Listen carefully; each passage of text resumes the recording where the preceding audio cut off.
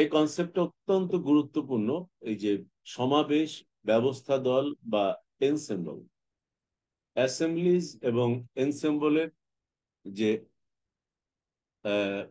সূক্ষাতি সূক্ষ্ম ধারণাগত তফাৎ এবং এই এনসেম্বলের যে আবার ক্যাটাগরি গুলো রয়েছে, এটা স্ট্যাটিস্টিক্যাল মেকানিক্স এর ডিসকাশনের ক্ষেত্রে বা বিভিন্ন কনসিডারেশনের ক্ষেত্রে এটা খুবই গুরুত্বপূর্ণ একটা বিষয়। আহ খুব মনোযোগ দিয়ে এই আলোচনার এই অংশটুকু খুব মনোযোগ দিয়ে সবাই শুনবো। 1902 সালে তোমরা যে পড়ো না Gibbs function, Gibbs energy, Gibbs free energy, পড়েছো না থার্মোডিনামিক্সে? পড়েছো? হ্যাঁ স্যার পড়ছি গিবস অফ। G sir. হ্যাঁ এই স্যার পড়ছি। ভদ্রলোক, yes, J W, George W Gibbs, উনি এই ধারণাটা দেন যে আমরা যদি কণিকা সংগ্রহ থাকে তাহলে আমরা তাকে একটা সিস্টেম হিসেবে, তাকে একটা একক কণার মতো করে ট্রিট করতে পারি। এরূপ কণার সংগ্রহকে সামগ্রিকভাবে একটি সমাবেশ হিসেবে ধরা হয়। আর বহু সংখ্যক কণার সমাহার যখন হয়, বহু সংখ্যক কণার সমাহার অর্থাৎ প্রত্যেকটা, আমি আবারও বলছি, এক একটা সংগ্রহ বা এক একটা আহ, ইয়েকে তুমি, কালেকশনকে, অভিন্ন কণার এক একটা কালেকশনকে একটা সিস্টেমে আমি যদি একটা একক কণা হিসেবে ট্রিট করি, যেহেতু তারা অভিন্ন কণা, তাহলে তাদের এই একক কণার এরকম অসংখ্য একক কণার সমষ্টি নিয়ে আমরা যে ব্যবস্থা চিন্তা করছি সেটাকে আমরা বলছি সমাবেশ বা ব্যবস্থা দল। যার তাহলে সমাহার যেটা, সেটা হচ্ছে অ্যাসেম্বলি। আর সমাবেশ বা ব্যবস্থা দল যখন হচ্ছে, তখন সেটাকে আমরা বলছি এনসেম্বল। এখন এই এনসেম্বলের কত ধরনের ক্যাটাগরি হতে পারে? একটা জিনিস মাথায় রাখতে হবে, সমাবেশ বা ব্যবস্থা দল হলো একই ধরনের, একই ধরনের রিগার্ডিং হোয়াট, আয়তন, শক্তি, মোট কণার সংখ্যা ইত্যাদি, এবং একইভাবে গঠিত সিস্টেমের একটা বৃহৎ সংখ্যার সংগ্রহ। তবে তার অবস্থার উপাদানগুলো ভিন্ন, অর্থাৎ তাদের মধ্যে অক্ষ ও বেগের পার্থক্য থাকে। ভালো করে খেয়াল করো। তবে তাদের অবস্থার উপাদানগুলো, তো অবস্থার উপাদান আমরা এই মানে স্টেট ডিফাইন করি কি দিয়ে? এক্সিস, পজিশন, পজিশন মেনটেন করতে গেলেই বা পজিশন রিপ্রেজেন্টিং কোঅর্ডিনেট যখনই আমরা ডিফাইন করতে যাব, অবশ্যই আমাকে কোনো এক্সিস বা কোনো সিস্টেম, কোঅর্ডিনেট সিস্টেম আমাকে কল্পনা করতে হবে। এটা হচ্ছে একটা বিষয়। এরপরে আসতে পারে তাদের স্পিন, আসতে পারে রোটেশনাল মোশন, আসতে পারে। তো সব ক্ষেত্রে কিন্তু অক্ষ একটা গুরুত্বপূর্ণ বিষয়। আর একটা হচ্ছে তাদের মুভমেন্ট অর্থাৎ বেগ। তো বেগের মধ্যে তফাৎ থাকতেই পারে, বেগের ডিরেকশনে তফাৎ থাকতে পারে, ভ্যালুতে তফাৎ থাকতে পারে, বাট অন্যান্য যে মৌলিক বৈশিষ্ট্যগুলো রয়েছে এবং একটা সিস্টেমের আয়তন বা একটা এনসেম্বলের আয়তন, তার total energy, total number of particle present in the ensemble, এই জিনিসগুলো কিন্তু আহ, মোটামুটি ধ্রুবক থাকবে বা একই রকম থাকবে। শুধু তফাৎ থাকতে পারে তার অবস্থা নির্দেশক যে প্যারামিটার গুলো রয়েছে তাদের মধ্যে তফাৎ থাকবে। এটা হচ্ছে জাস্ট একটা কল্পনা বা একটা consideration for for the convenience of discussion. উনি এটাকে তিনটা ক্যাটাগরিতে ভাগ করলেন। একটা হচ্ছে মাইক্রো ক্যানোনিক্যাল এনসাম্বল বা সূক্ষ্ম বিধেয় সমাবেশ, আর একটা হচ্ছে বিধেয় সমাবেশ বা ক্যানোনিক্যাল এনসাম্বল, আর একটা হচ্ছে গ্র্যান্ড ক্যানোনিক্যাল এনসাম্বল বা মহাবিধেয় সমাবেশ। তো এই তিনটা সমাবেশ নিয়ে আমাদের ধারণাটা অনেক ক্লিয়ার করতে হবে। যেমন আমরা যখন মাইক্রোস্কোপিক বলছি তখন প্রত্যেকের, হ্যাঁ, তার স্থির শক্তি, আয়তন, কণার সংখ্যা, এই ক্ষুদ্র ক্ষুদ্র ক্ষুদ্র ক্ষুদ্র আমি আলাদা আলাদা সমাবেশ বা ব্যবস্থা দলে ভাগ করে আবার এন্টায়ারলি একটা সিস্টেম কল্পনা করছি। কিন্তু এরা প্রত্যেকেই তাপ, অপরিবাহী বা শক্তির আদান প্রদান হয় না এমন দৃঢ় কাল্পনিক দেওয়াল দ্বারা তারা সেপারেটেড। এখানে কণা এবং শক্তির কোনো আদান প্রদান সম্ভব নয়। এটাকে আমরা এক কথায় একদম কমপ্লিটলি এটা অন্তরিত বা আইসোলেটেড, কমপ্লিটলি। আমরা বলি না একটা মানুষ অন্তরীণ হয়ে গেছেন, অন্তরিত হয়েছেন এতদিন আগে, তাকে আর দেখা যায়নি, বা that means that is separated from all of its surroundings. কিন্তু মজার ব্যাপার হচ্ছে এই এরকম একটা সত্তা নিয়েও কিন্তু প্রত্যেকটা তোমার কি বলে অ্যাসেম্বলি একটা এনসেম্বলের মধ্যে অবস্থান করতে পারে, সেই ক্ষেত্রে আমরা ওই এনসেম্বলকে বলবো মাইক্রো ক্যানোনিক্যাল। মানে এটা এত সূক্ষ্ম, এর পরে তুমি এর চেয়ে ক্ষুদ্র আর কোনো অস্তিত্ব, কোনো সমাবেশের অস্তিত্ব তুমি কল্পনা করতে পারবে না। তো এই কল্পনাটাকে বলা হয় মাইক্রোস্কোপিক। এবং এই ক্ষেত্রে সমাবেশের যদি মোট শক্তি তুমি দেখো, জেনারেলাইজড পজিশন কোঅর্ডিনেট এবং momentum coordinate. Generalised position coordinate হচ্ছে কিউ, মোমেন্টাম কোঅর্ডিনেট হচ্ছে পি। এবং আমরা জানি যে হ্যামিল্টনিয়ান হচ্ছে দুইজনেরই ফাংশন। হ্যামিল্টনিয়ান মানে মোট শক্তি, তাহলে ওখানে কাইনেটিক আসতে পারে, আবার পটেনশিয়ালও আসতে পারে। সেই জন্য আমরা মোট শক্তি তার আইগেন ভ্যালু, যেটা আমরা কোয়ান্টাম মেকানিক্সে কল্পনা করি, অর্থাৎ E, that is the function of, ধরো এফ, নাম্বার অফ পার্টিকেল হচ্ছে এফ, তাহলে আমরা Q one Q two up to Q F, P one P two up to P F যাই বলি না কেন, তাহলে Hamiltonian as a function of generalised coordinate Q and P. তুমি এটাকে কিউ আই পি আইও লিখতে পারো to represent the I number of particles in the system, যেটাকে এখানে এক্সপ্যান্ড করে লেখা আছে 1 2 3 আপ টু এফ পর্যন্ত, and that must be a constant quantity. সূক্ষ্মবিধীয় ব্যবস্থা দলের আরেকটু বৈশিষ্ট্য আমরা আলোচনা করি। সূক্ষ্মবিধীয় ব্যবস্থা দল বা মাইক্রো ক্যানোনিক্যাল সিস্টেমের মধ্যে, এনসেম্বলের মধ্যে বিবেচ্য শক্তি তলদ্বয়ের মধ্যবর্তী স্থানে দশাবিন্দুর সংখ্যা তথা অবস্থার সংখ্যা ধ্রুবক হয়। এই যে দশাবিন্দু বা একটা নির্দিষ্ট স্থানে কি পরিমাণ দশাবিন্দু রয়েছে, যার সংখ্যাকে আমরা এর আগে পড়ে এসেছি দশা ঘনত্ব বা ফেজ ডেন্সিটি হিসাবে। তো সেই ফেজ ডেন্সিটিটা একটা অনুমোদিত শক্তি পাল্লার মধ্যে, ধরো E and E plus d E রেঞ্জের মধ্যে তার মানটা ধ্রুবক। আর যখন আমরা ওই পাল্লার বাইরে চলে যাচ্ছি, that means other than that micro canonical ensemble, তখন আমরা সেটার মানকে বলছি জিরো। দ্যাট মিনস উক্ত পাল্লার বাইরে এই ফেজ ডেন্সিটির পরিমাণ হচ্ছে শূন্য। তার মানে কি, আমরা যদি ফিজিক্যালি জিনিসটাকে কল্পনা করি, আমরা একটা নির্দিষ্ট শক্তির, একটু চোখ বন্ধ করে কল্পনা করো, আমরা একটা নির্দিষ্ট শক্তির রেঞ্জের মধ্যে আমরা একটা সূক্ষ্মাতি সূক্ষ্ম এনসেম্বল মানে অ্যাসেম্বলি আমরা কল্পনা করছি। সেখানে অনেকগুলো তোমার কি বলে আইডেন্টিক্যাল পার্টিকেলের সমাবেশ রয়েছে। সে প্রত্যেকটা সমাবেশকে আমরা একটি একক কণা হিসেবে ট্রিট করছি। এই ধরনের অসংখ্য কণার সমন্বয়ে একটা এনসেম্বল তৈরি হয়েছে, but that is completely isolated from others. এবং এর মধ্যে তার energy range particle to particle হয়তো বা E plus E and E plus D এর মধ্যে ভেরি করছে। যখন এই রেঞ্জের বাইরে যাচ্ছি, তার মানে কি, I am thinking somewhere outside of this ensemble, সেখানে কোনো ফেজ ডেন্সিটি নাই, অর্থাৎ zero. That means occupying tendency particle outside this energy range is zero. কেননা যেখানে কণাই নাই, তাহলে তার দশা থেকে আসছে বা দশা ঘনত্বের প্রশ্ন আসছে কেন, এই আর কি।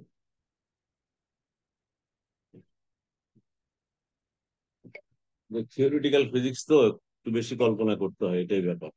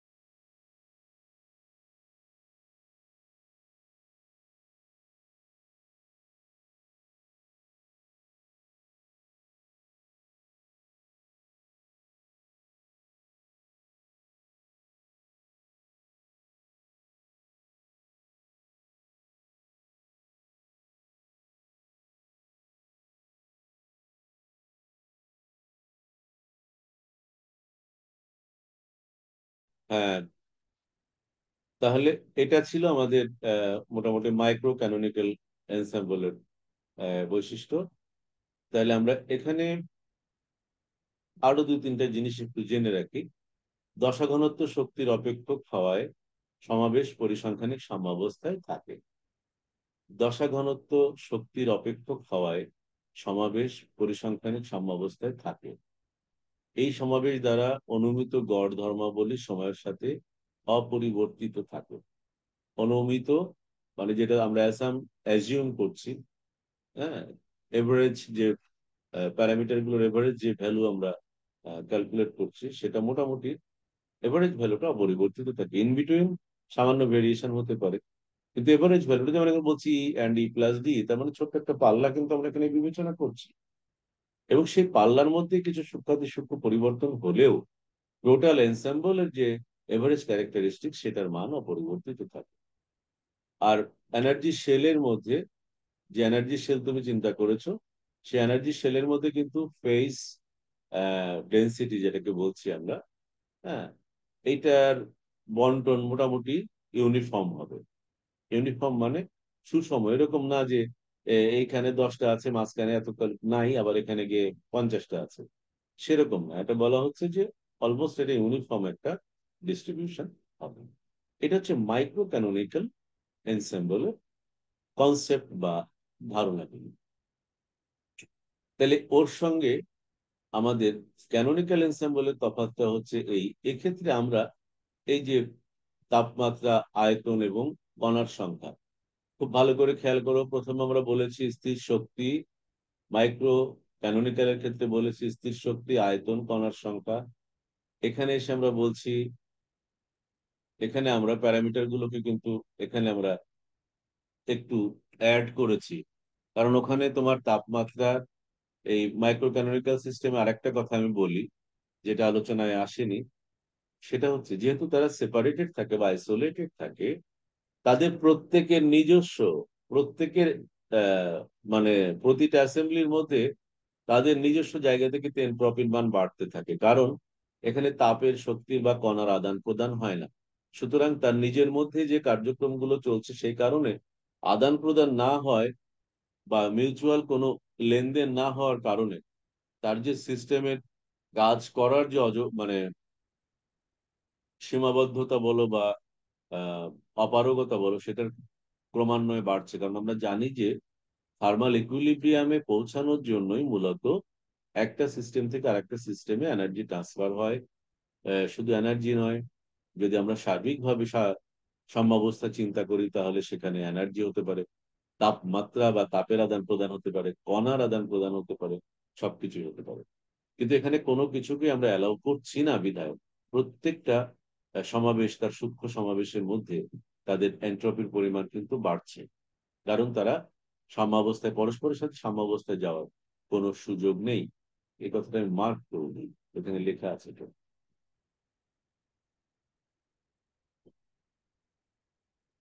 এখানে এসে দেখো, আমরা দেখছি যে এখানকার মুখ্য চলকগুলি হচ্ছে আয়তন, তাপমাত্রা এবং অণুর সংখ্যা।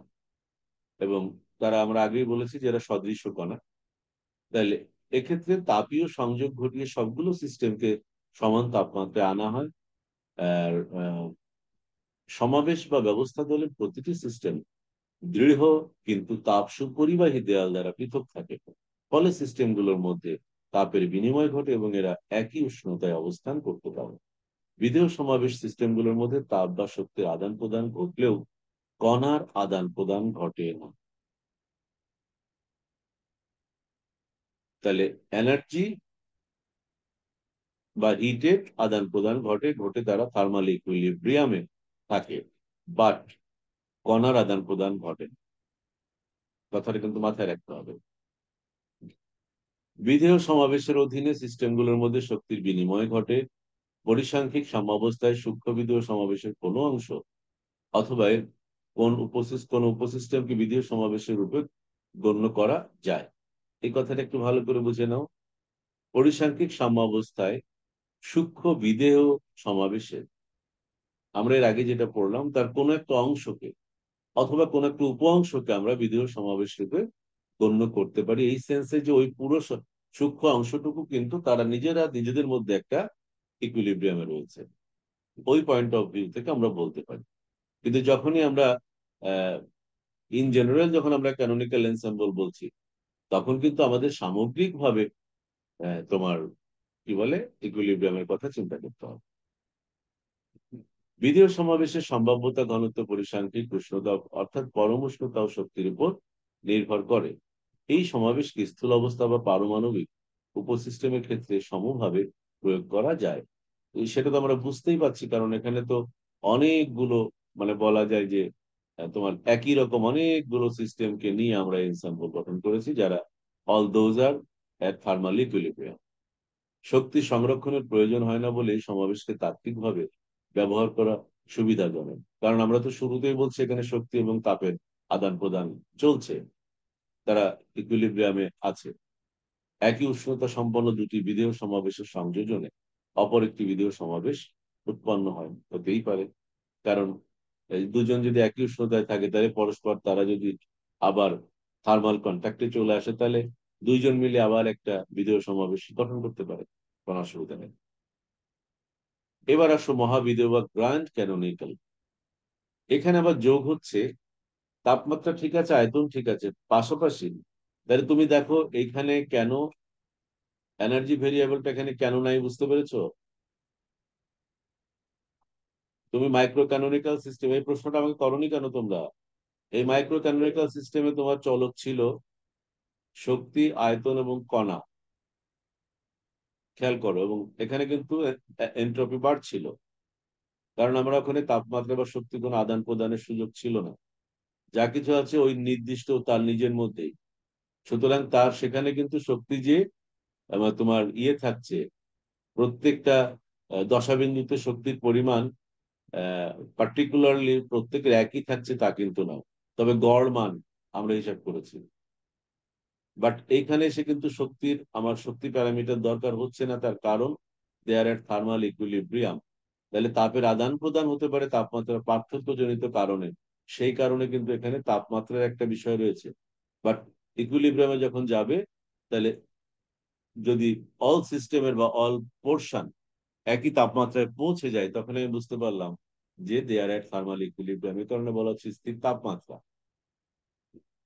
আর ওখানে প্রত্যেকটা প্রত্যেকটা মানে ভিন্ন ভিন্ন মাইক্রো ক্যানোনিক্যাল এনসেম্বল একটা কনস্ট্যান্ট এনার্জিতে আছে, বিধায় আমরা বলছি স্থির শক্তি, এখানে বলছি স্থির তাপমাত্রা। আর তার সঙ্গে মহাবিদীয় সমাবেশে যখন যাচ্ছি, তখন আরেকটা জিনিস যোগ হচ্ছে, সেটা হচ্ছে রাসায়নিক বিভব বা কেমিক্যাল পটেনশিয়াল। তো কেমিক্যাল পটেনশিয়ালের ফাংশনটা একটু ডিফারেন্ট, বিশেষ করে কেমিস্ট্রিতে থার্মোডাইনামিক্স যখন, থার্মোডাইনামিক্স সাবজেক্টটা কিন্তু কেমিস্ট্রিতে পড়ানো হয়। তো ওই ঠিক কেমিক্যাল বা কেমিস্ট্রি আসপেক্টে গেলে তখন কেমিক্যাল পটেনশিয়াল নিয়ে আমরা কথা বলি, এখানে একটু জেনে রাখো।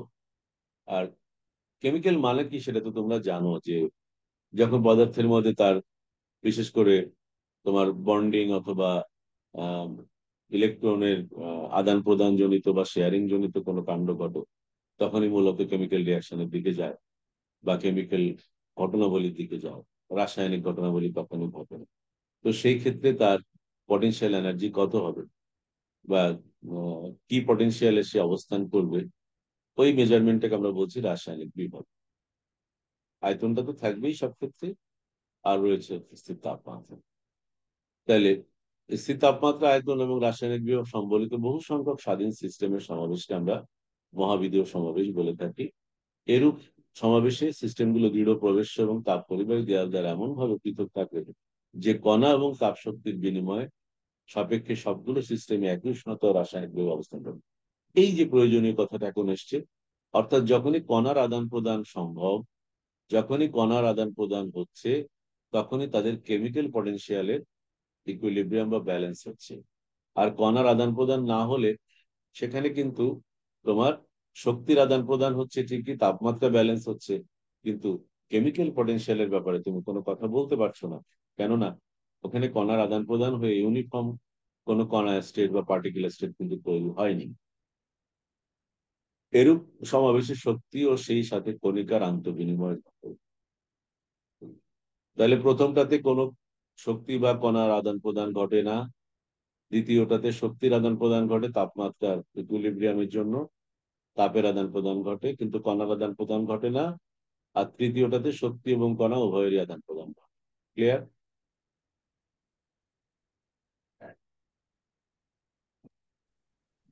জি স্যার।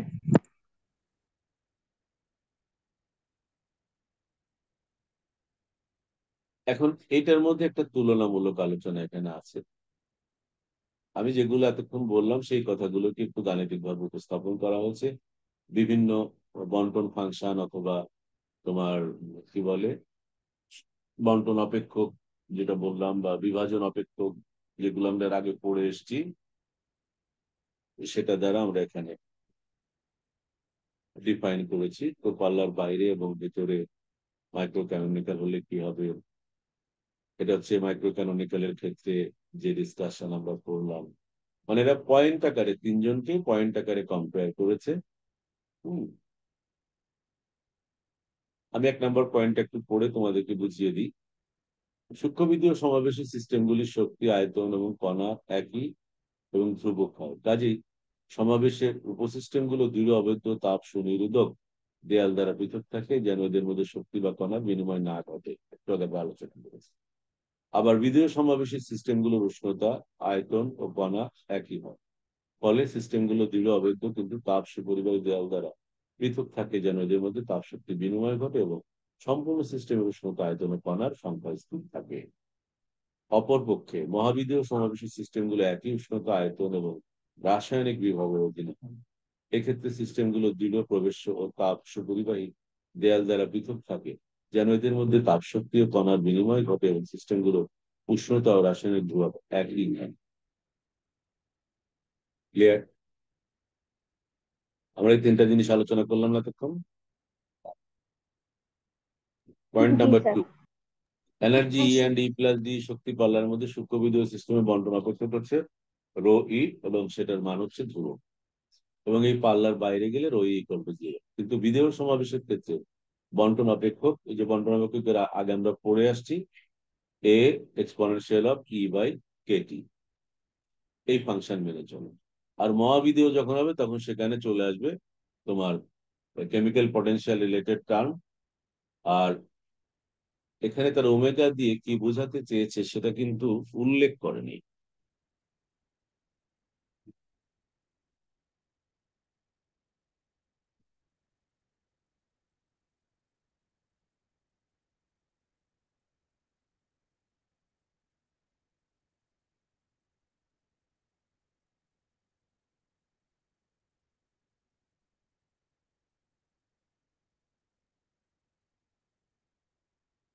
একটা সিম্বল আমি ইউজ করলাম, সিম্বলটা ইউজ করলাম, সেটার একটা ব্যাখ্যা তো থাকতে হবে। এটা তো এমন না যে হয়তো উনি যা ওমেগা দিয়ে যা বোঝাতে চেয়েছেন আর একজন অন্য কোনো সিম্বল দিয়ে বুঝিয়েছেন, কিন্তু সেটা তো একটা ব্যাখ্যা থাকতে হবে। কিন্তু এতটুকু বোঝা যাচ্ছে যে সবগুলাই, যেমন এটা chemical potential mu, average number of particle, তাহলে এটা টোটাল একটা কেমিক্যাল পটেনশিয়াল এনার্জি বোঝাচ্ছে। এটাও কোন একটা এনার্জি টার্ম হবে, এটাও এনার্জি টার্ম, এবং sum of this energy divided by KT. এখানে ছিল শুধুমাত্র ই, তার পরিবর্তে এখানে একটা রিঅ্যারেঞ্জমেন্ট এসছে। কিন্তু এই ওমেগার ব্যাখ্যাটা এখানে থাকা খুবই জরুরি। আমি এই মুহূর্তে তোমাকে এক্স্যাক্টলি বলতে পারছি না, আমি এটা দেখবো। এর পরিচয়টা এখানে দেয়নি। কথা বুঝতে পেরেছো? আমার কাছে স্ট্যাটিস্টিক্যাল মেকানিক্স, আচ্ছা জি দেখি স্যার। ওইটা আছে, আমি এখনই দেখছি। দাঁড়া, স্ট্যাটিস্টিক্যাল মেকানিক্স আমার কাছে বাইরের বই আছে, হাতের কাছেই ছিল, আমি দেখছি।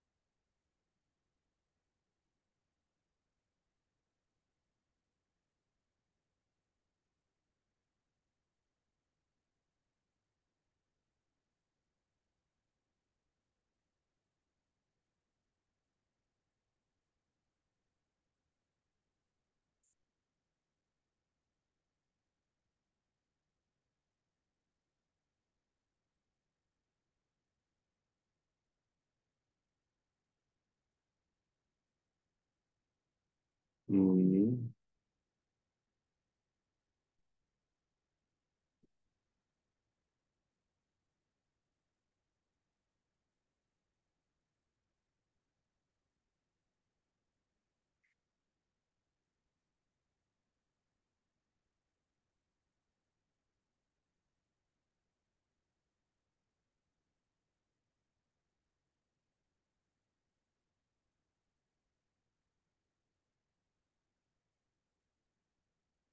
এখানে ওমেগা দিয়ে নাম্বার অফ স্টেটস বোঝানো হচ্ছে, নাম্বার অফ স্টেটস। আমি যে বইটা পেয়েছি এখানে ওমেগা দিয়ে বোঝানো হচ্ছে যে তোমার number of states within the energy range, for example E. তাহলে শুধু ওমেগা না লিখে ওমেগা ব্র্যাকেট দিয়ে একটা ই লিখলে বোঝা যাচ্ছে যে number of states with energy E, বা within the range E plus D এর মধ্যে number of states as a function of E, সেটা বোঝাচ্ছে। তাহলে স্টেট এনার্জি বোঝানো হচ্ছে আমাদের এই এক্সপ্রেশনের মধ্যে। তবে সেটারও একটা ক্লিয়ার ধারণা এখানে দেওয়া উচিত ছিল। যাই হোক, আমি এটা একটু ভালো করে দেখবো। যদি আমি এখন তোমাকে যা বললাম, যেটা আমি ইনফরমেশন পেলাম, এর চেয়ে যদি আদারওয়াইজ কোনো কিছু এখানে থাকে তাহলে আমি সেটা তোমাদেরকে অবশ্যই বলবো। কেমন? जी सर।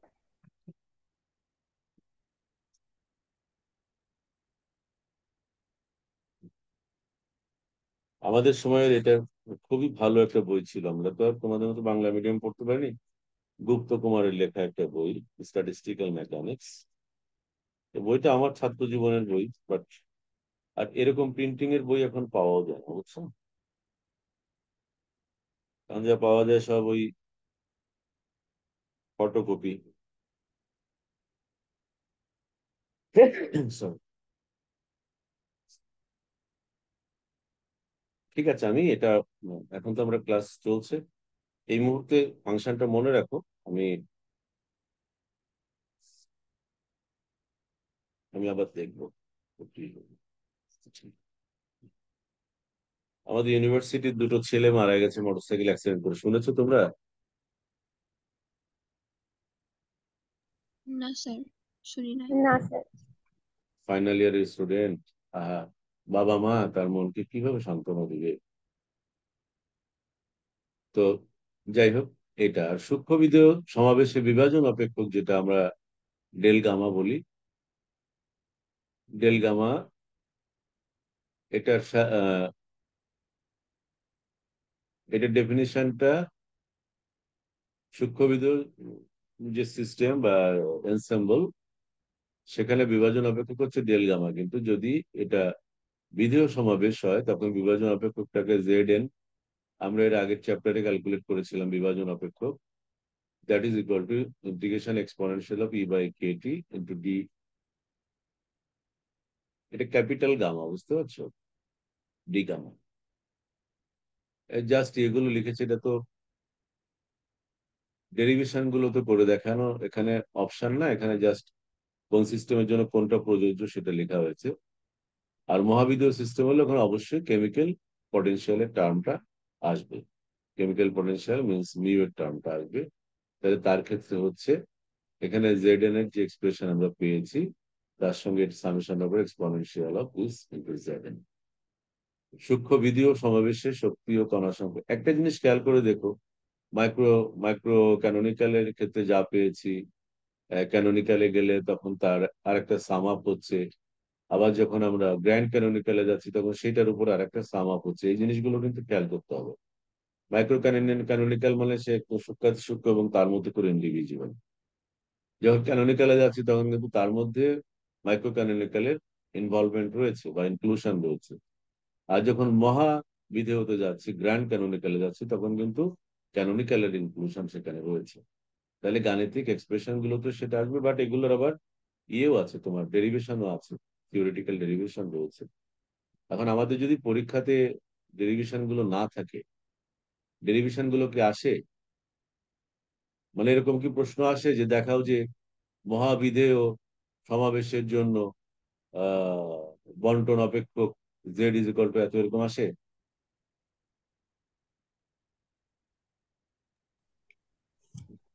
না স্যার, মানে তাহলে আমরা মনে ওই হয় ওই ঝামেলায় যে যাব না। তুলনা আছে কি, যে সূক্ষ্ম বিদ্যয় মহাবিদ্যয় ও বিদ্যের মধ্যে যে যে পার্থক্য দাসের গুলো তুলনা এগুলো বা আছে যেভাবে মনে বই আছে এভাবে আসে নাকি? হয়। জি স্যার, পার্থক্য আছে মনে হয়।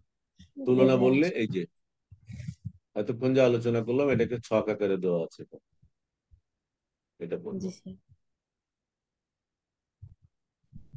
পার্টিশন ফাংশন এখানে আলাদাভাবে ডিরাইভ করেছে মনে হচ্ছে পরবর্তীতে। না, ঠিক ডিরাইভ না, এর আগের চ্যাপ্টারে আমরা যে ডেফিনিশন গুলো পড়ে আসছি সেই ডেফিনিশন গুলোকে এখানে ইনক্লুড করেছি, তাৎপর্য বা গুরুত্ব।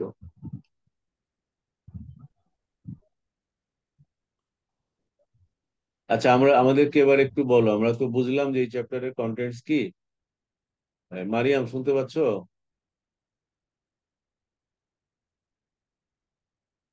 জি স্যার। কি তুমি মাঝে মাঝে তোমার তোমার সারা শব্দ পাই না কেন? স্যার আমি অসুস্থ, তো একটু খারাপ লাগছে, আর আবার কারেন্ট চলে যায় একটু পর পর। আরে বাবা রে,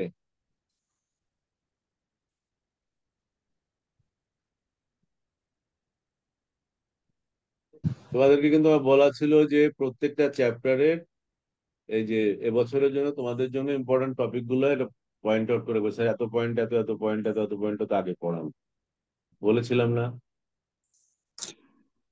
স্যার এটা ঠিক আছে, কিন্তু স্যার এই অধ্যায়ে না মানে না বোঝার মতো তেমন কিছু নাই, এই জন্য আমি কিছু বলতেছি না। হ্যাঁ, ওইটাই বলছি আর কি।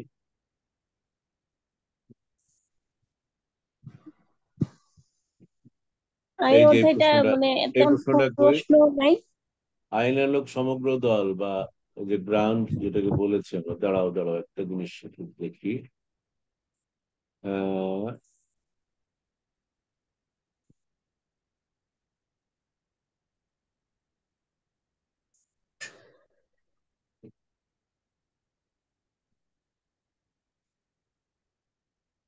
এখানে সবই তো বর্ণনা,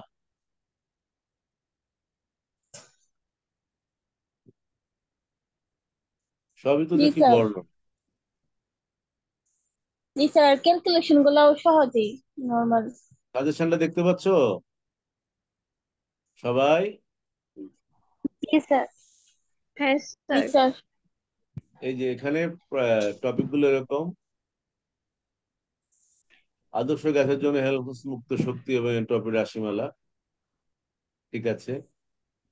বিভাজন ফাংশনের ব্যাখ্যা দাও, এর গুরুত্ব লিখো, এটা ডিসকাস করা হলো। বিধেয় সমাবেশ, আদর্শ এক পরমাণু গ্যাসের জন্য বিভেদনীয় রাশিমালা প্রতিপাদন করো, এটা চলে আসছে গতবার। সূক্ষ্ম বিধেয় সমাবেশ সিস্টেমে এত, দেখা হচ্ছে সিস্টেমের গড় শক্তি, এটাই যে প্রবলেমের মধ্যে আছে। এনট্রপি ও বিভাজন অপেক্ষ সম্পর্ক, এটা প্রতিপাদন করতে হবে, 2020-এ আসছে, তোমাদের জন্য গুরুত্বপূর্ণ। জি তারপরে স্যার। এই যে এনট্রপির রাশিমালাটা প্রতিপাদন করতে হবে। আর আর যেগুলো আছে এর শুধু আলোচনা। রাশিমালাটা, হ্যাঁ, এটা ইম্পর্টেন্ট। তাহলে এই দুইটা আমি আগামী ক্লাসে পড়াই দিই তোমাদেরকে, এই যে এই একটা আর এই একটা। দুইটা, জি জি। স্যার। তবে তার আগে তোমরা একটু চ্যাপ্টারটার মধ্যে স্যার, ঢুকো, কারণ বেসিক আলোচনা করা হয়েছে, তো যদি তোমরা একটু ঢুকে থাকো আগে থেকে তাহলে কিন্তু না না, এটা কোন চ্যাপ্টার? এই ভুল ভুল করছি না কেন? এটা তৃতীয় না এটা তিন দ্বিতীয় নাম্বার চ্যাপ্টার? চ্যাপ্টার, হ্যাঁ, থার্ড চ্যাপ্টার স্যার এটা।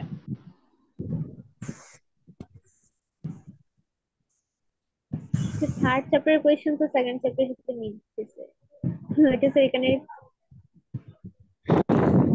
তিনটে স্যার প্রবলেম আছে সেকেন্ড চ্যাপ্টারের কোয়েশ্চেনে স্যার। দেখছো কারবার।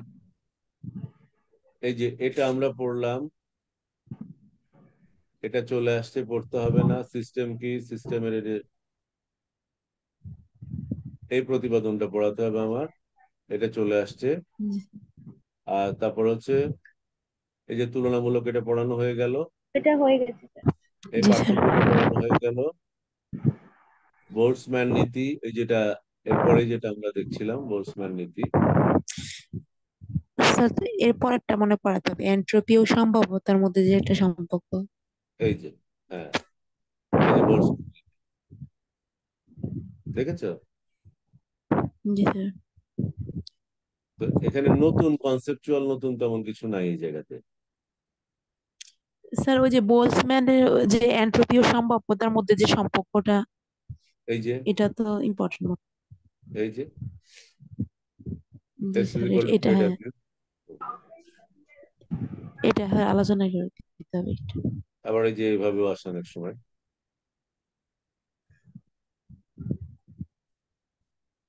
স্যার এই অধ্যায়ে শুধু একটাই সমস্যা, মানে উত্তরগুলা সেরকম পাই না খুঁজে। এমনি অধ্যায়টা অধ্যায়টা মানে আমি সবটাই পড়ছি, সমস্যা হচ্ছে না। তাহলে তোমাদের আমি একটা কাজ দিচ্ছি, শোনো তোমরা। এই সাজেশন অনুযায়ী বা বইয়ের লাস্টে যে প্রশ্নগুলো রয়েছে, প্রত্যেকটা চ্যাপ্টারের শেষে তো প্রশ্ন আছে, তাই না? এই প্রশ্ন অনুযায়ী দেখে দেখে জি তুমি স্যার। করো।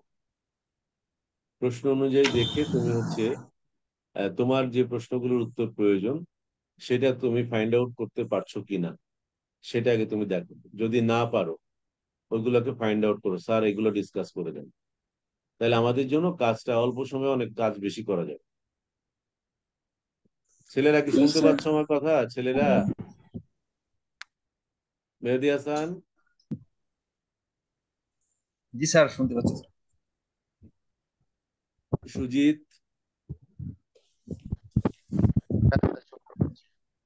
সুজিত রয়,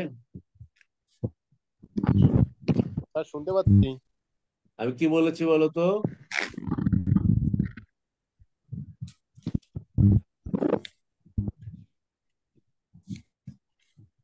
কি বলেছি সুজিত, বলো।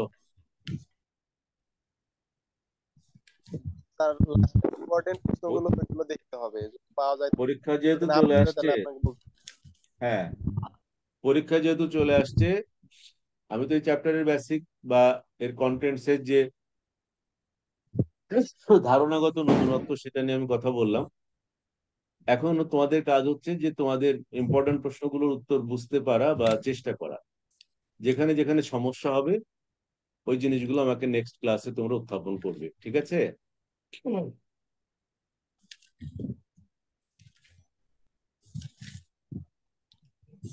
এই অধ্যায়ের প্রশ্নগুলো স্যার তৃতীয় অধ্যায়ে কিছু পাওয়া যায়, আর সরাসরি এই অধ্যায়ে পাওয়া যায় না, সমস্যা হয়েছে এটাই। হ্যাঁ, এটা আমার মনে হয় মিক্সড করে এক একটা রাইটার এক এক ভাবে লিখেছেন, তো এটাতে এত দুশ্চিন্তার কিছু নাই। আর আমার কাছে কথা মানে হচ্ছে আমি এই দ্বিতীয় চ্যাপ্টারে অধ্যায়ে থাকার পরের চ্যাপ্টারে থাক। স্যার দ্বিতীয় অধ্যায়ে যে প্রশ্নগুলো স্যার এখানে আসছে মানে ইম্পর্টেন্ট, এ মানে বেশিরভাগ প্রশ্ন তৃতীয় অধ্যায়ে পাওয়া যায়, মানে তাতে দ্বিতীয় কোনো অধ্যায়ে অসুবিধা নাই, নেই। আবার তৃতীয় অধ্যায়ের কিছু প্রশ্ন দ্বিতীয় তুমি অধ্যায়ে পাওয়া যায়। দ্বিতীয় অধ্যায়ে যেগুলো আছে সেইগুলো ক্লিয়ার করে ফেলো না বাবা, বুঝছো? আচ্ছা আমি স্যার। আগামী দিন যদি এই চ্যাপ্টারটা শেষ করতে পারি, তাহলে আমরা কারণ এর পরেরটা হচ্ছে তোমার মনে করো থিওরি অফ গ্যাস, তাহলে আলটিমেটলি টেম্পারেচার অ্যান্ড এনট্রপির সাথে তো রিলেশন থাকবেই, একই ধরনের বিষয় না? জি স্যার। কিন্তু তৃতীয় অধ্যায়ে স্যার জি ক্যালকুলেশনের স্যার। কাজ আছে বেশ কিছু।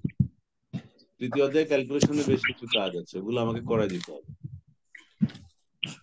ওগুলো বোর্ডে লিখে লিখে করাতে হবে। স্যার মানে ক্যালকুলেশন এখানে সহজ, আমি বাসায় করছি। মানে যে কেউ পারবে সহজে, আহামরি কোনো কিছু নাই। হ্যাঁ হ্যাঁ, কিন্তু কনসেপচুয়ালি একটু ক্লিয়ার করতে হবে, আদারওয়াইজ তো ঝামেলা হয়ে যাবে। তুমি মানে হয়তো পরীক্ষার খাতায় লিখতে পারবে, কিন্তু আমরা কি করলাম কেন করলাম সেগুলো তো একটু বুঝতে হবে। জি স্যার। জি স্যার। তাহলে আমরা একটু সবাই দ্বিতীয় চ্যাপ্টারটা, আজকে তো অনেকে পড়েছো অনেকে পড়ো নাই, যদি, আর অবশ্য আজকে প্রথম চ্যাপ্টারের কিছু সমস্যা নিয়ে আলোচনা করলাম, অসুবিধা নেই, আমরা আগামী দিন দ্বিতীয় চ্যাপ্টারটাই পুরো আলোচনা করি, তারপরের ক্লাস থেকে থার্ড চ্যাপ্টার শুরু করে দেবে। জি স্যার।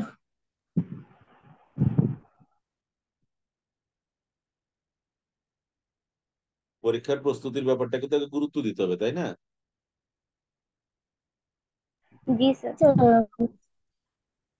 স্যার আমরা ক্যালকুলেশন সবগুলো আবার করে কালকে সামনের দিন আমরা স্যার বলবো। এটাই বলছি আমি, তাহলে আমাদের দৌড়াতে সুবিধা হবে। জি স্যার। তাহলে আমি আমার মতো মনে করছি যে এটা ক্লিয়ার করে নি, তারপরটাতে যাই, তুমি তোমার মতো মতো স্যার এত সময় নষ্ট করছে কেন, দরকার নেই, আমি যেটা বলছি এটাই করো। জি স্যার। তোমরা আগে একটু চোখ বোলাও, সবাই পড়ে আসো, তখন দেখবা যে মেজর প্রবলেমের জায়গাগুলো ফাইন্ড আউট করা যাবে, এবং সাথে ওটা মাথায় রাখবা যে কোনটা ইম্পর্টেন্ট কোশ্চেন তোমার জন্য এবছর।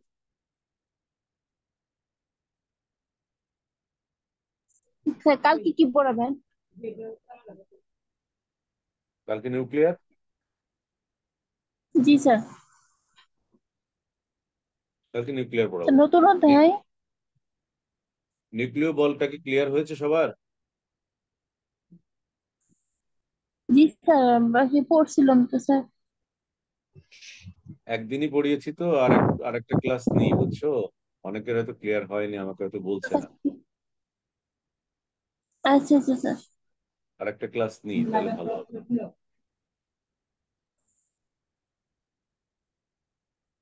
তো ঠিক আছে, সবাই ভালো থেকো, সাবধানে থেকো, প্রথম কথা হচ্ছে সাবধানে থেকো। মে মাসটাও প্রচন্ড গরম থাকবে, তোমরা যদি সুস্থই না থাকো তাহলে এ পর্যন্ত লেখাপড়া যতটুকু যা করেছো সবাই খাতায় তো লিখে আসতে পারবা না অসুস্থ হয়ে গেলে।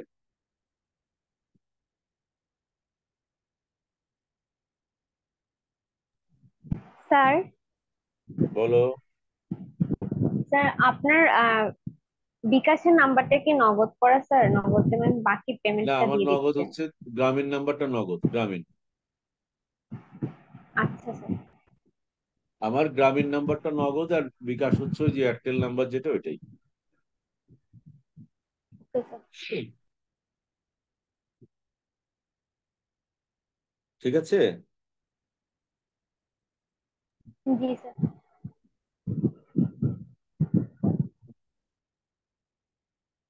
তাহলে রাখছি আপাতত, সবাই ভালো থেকো। আসসালামু আলাইকুম। ওয়ালাইকুম আসসালাম।